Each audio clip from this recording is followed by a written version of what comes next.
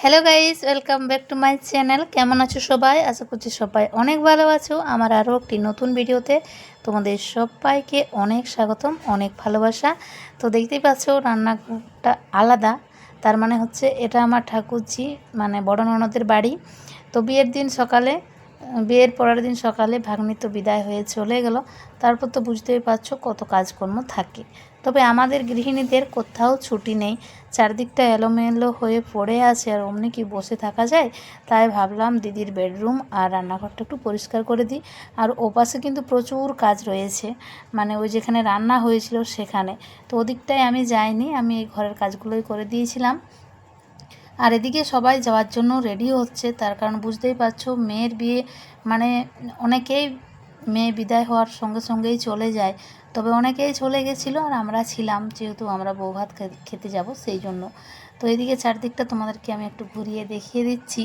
মানে এই যে পরিষ্কারের আগের ভিডিওটা যদি থাকতো না, তাহলে বুঝতে পারতে বিয়ে বাড়িতে একটা রান্নাঘরের কি অবস্থা হয়। তবু দিদির বাড়িটা অতটাও নোংরা হয়নি, যেখানের জিনিস সেখানেই ছিল। দেখে খুব আশ্চর্য লাগলো।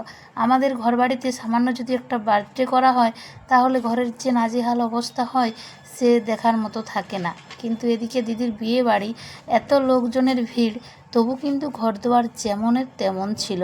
সাধারণ যেমন বাসি ঘর একটু এলোমেলো হয়, ঠিক সেরকমটাই ছিল।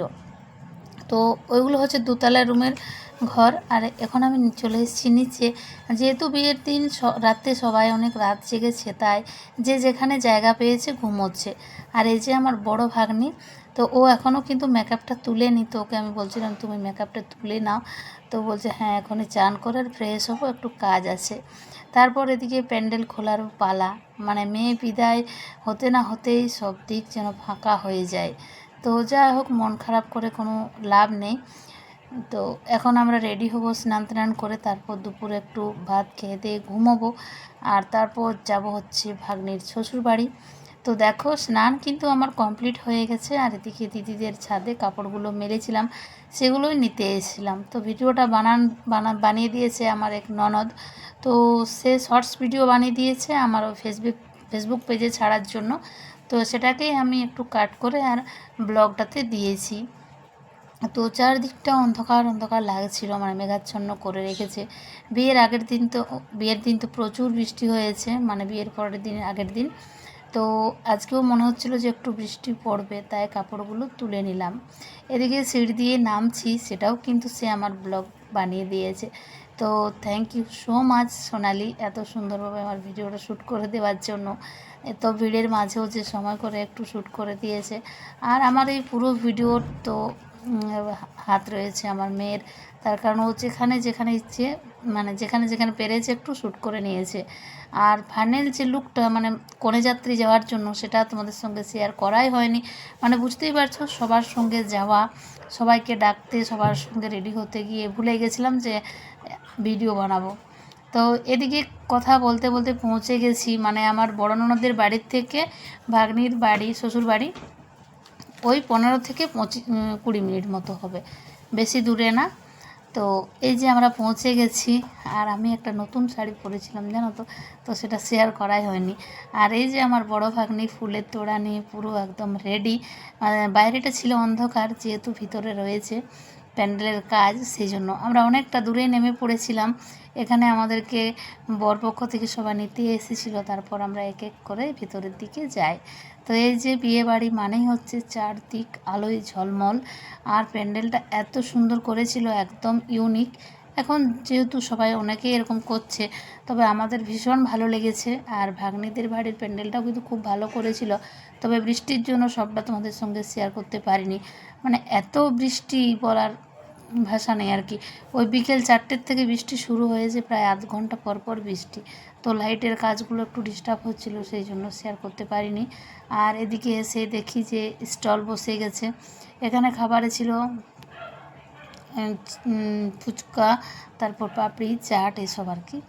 তারপর এদিকে আমাদের ভাগ্নি স্টেজে উঠে গেছে জামাইয়ের হাত ধরে। তারপর স্টেজে ওঠার পর যা যা হয় সবার সঙ্গে ফটোশ্যুট। আর ওদিকে ওদের প্রি ওয়েডিংয়ের যে শ্যুটটা ছিল সেটা কিন্তু এখানেও চলছিল, আর আমাদের ওখানেও চলছিল। তারপর ভাগ্নির যে মানে আমাদের বড় ভাগ্নির ছেলে, ও কিন্তু ভাগ্নিকে ছাড়া খুব কান্নাকাটি করছিল, যেহেতু ও মাসি হয়, ছোটোবেলা থেকে ওর সাথে অনেক অভ্যস্ত ছিল সেই জন্য। এদিকে আমাদের মামিদের লাইন লেগে গেছে ভাগ্নির সাথে ছবি তোলার জন্য।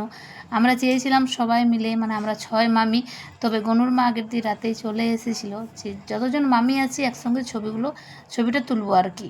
তো একজন নেই, তবে এখানে অন্য একজন এন্ট্রি করে আমাদের সেজুর জায়গাটা কমপ্লিট করে দিয়েছে। ওই যে, তো এখানে যে লাস্টে রয়েছে সে হচ্ছে আমার ছোটো যা, তারপর আমি, তারপর আমার বড় যা, তারপর আমার সেজো যা, তারপর ছোটো যা। এই হচ্ছে আর কি আমরা 6 জন, মানে 6 মামির 2 ভাগ্নি রয়েছে। বড় ভাগ্নির বিয়ে হয়ে গেছে, ছোট ভাগ্নি খুব আদরের যত্নের, তো তাই ওর শ্বশুরবাড়ি আমরা সবাই চলে এসেছি। এখানেও আমরা ভীষণ ভীষণ এনজয় করেছি, আনন্দ করেছি। আর খুব ভালো লাগলো ভাগ্নির শ্বশুরবাড়ি, ওখানকার মানুষজন, শ্বশুরবাড়ির সবাই ভীষণই ভালো মনের মানুষ, তো আমাদের সবার সাথে খুব ভালো ব্যবহার করেছেন।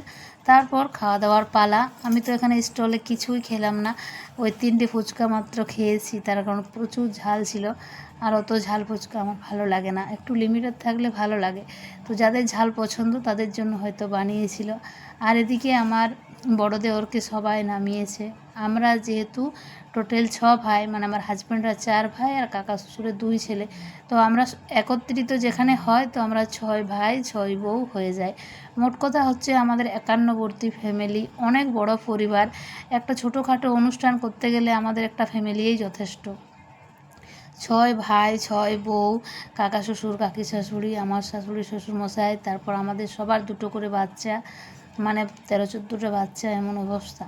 তো যাই হোক, 51বর্তী ফ্যামিলিতে যেমন সুবিধে আছে তেমন অসুবিধেও রয়েছে, সব মিলিয়ে একটা টকঝাল সম্পর্ক। তো যাই হোক, এদিকে আমরা খেতে বসে পড়েছি। তো খাওয়ার যাচ্ছিল না, তার কারণ আগের দিনে রাত জাগা হয়েছে, দুপুরে মাছ ভাত খাওয়া হয়েছে, পেটে খাবার ধরছিল না, মানে এই হচ্ছে পাতের শেষ পর্যায়ে। দেখতে পাচ্ছ আইসক্রিম পড়ে গেছে। তো যাই হোক, যতটা পেরেছি খেয়ে নিয়েছি। আর এদিকে আবারও নাচ গান শুরু। ভাগ্নির 2 বড় ননদ খুব নাচ করছিল, আর তারপর ছেলে পক্ষ থেকে যারা ছিল সবাই। বিয়ে বাড়ি মানেই হচ্ছে আনন্দের, কোনো ত্রুটি থাকবে না। তো এদিকে সবাই স্টেজে নেমে পড়েছে, ভাগ্নে আর জামাই ডান্স করবে বলে ওরাকে জোর করে নামিয়েছে। তো এদিকে আমিও একটু ক্যামেরাটা নিয়ে তোমাদের সঙ্গে শেয়ার করলাম, আর ওদিকে আমার হাজব্যান্ড, আমার মেয়ে সবাই বসে রয়েছে। আর সবাই মিলে খুব ভালো লাগলো। বিয়েবাড়ির অনুষ্ঠান প্রায় শেষের দিকে, আর বিয়েবাড়ির কোনো ব্লগ আসবে না, টোটালি তোমাদের সঙ্গে শেয়ার করলাম। যদি কোথাও কোনো অংশে ভালো লেগে থাকে অবশ্যই লাইক কমেন্ট শেয়ার করে দিও। আগের দিন যে নাচ গানের ভিডিওগুলো আমি তোমাদের সঙ্গে শেয়ার করেছি সেগুলোতে কপিরাইট চলে এসেছে, তাই আজকের ভিডিওতে কপিরাইটের ভয়ে আমি মিউজিকটা সাইলেন্ট করে দিয়েছি আর কি। তো এদিকে এখন যে গানটা চলছে, তুজমে রব দেখতে হন, কী যে বলে না গানটা, শাহরুখ খানের যে হিন্দি গানটা, ভাইরাল গানটা, নিউ কাপল ডান্সটা করছে সবাই, তো সেই গানেই জামাই আর আমাদের ভাগ্নে ডান্স করছিল। জামাইও খুব ভালো মনের মানুষ আর কি, যতই বলবো ততই কম হবে। এখনের জেনারেশনে টাকা পয়সা এক সাইডে, আর একটা ভালো মানুষ এক সাইডে। সত্যি কথাই বলতে, যেখানে একটা ভালো